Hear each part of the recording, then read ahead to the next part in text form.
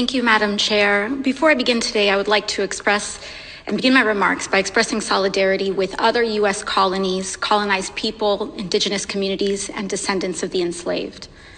Today represents a historic moment.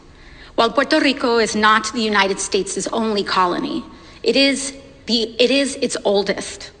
Today, for the first time in our nation's history, the United States will acknowledge its role as a colonizing force and Puerto Rico's status as an extended colony.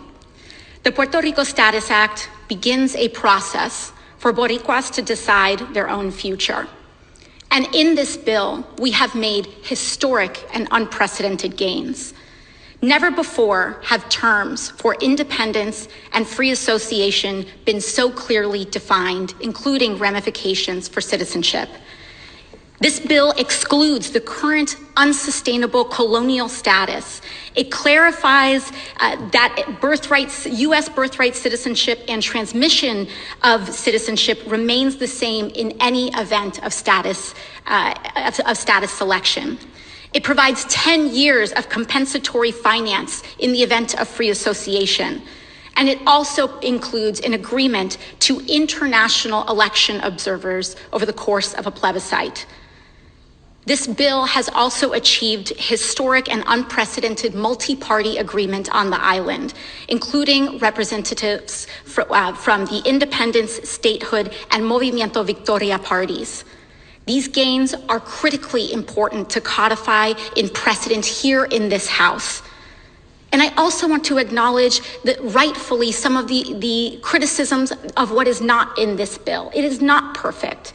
But we have fought tirelessly to expand the transparency where previously there was less, and there is still more to go. It does not address reparations. It does not address the issues of Act 20, Promesa, and Luma, but I am confident that in solidarity with movements on the island, we will solve these issues and achieve those victories as well. I also want to note that decolonization is more than a vote. It doesn't happen just with a vote. It is a social, political, cultural, economic, and psychological process that extends far beyond the floor of this House. That being said, the gains that are made here are a watershed moment. And I would like to thank, first and foremost, my incredible mentor, Representative Nidia Velázquez, who has fought for the people of Puerto Rico for her entire career and her entire life. I'd like to thank our other colleagues, Chairman Grijalva for elevating this issue, Leader Hoyer for making this a priority, as well as Resident Commissioner Gonzalez Colon. I'd also like to thank grassroots advocacy organizations, as well as our partners in the independence, free association, and statehood parties. These gains are incredibly important, and they are a waypoint and a stepping stone for the future of our island. And I think it sends a very strong message to all. And for there to be any vote, we hope, prior to any vote, we hope that the energy of people both in the diaspora and on the island are here.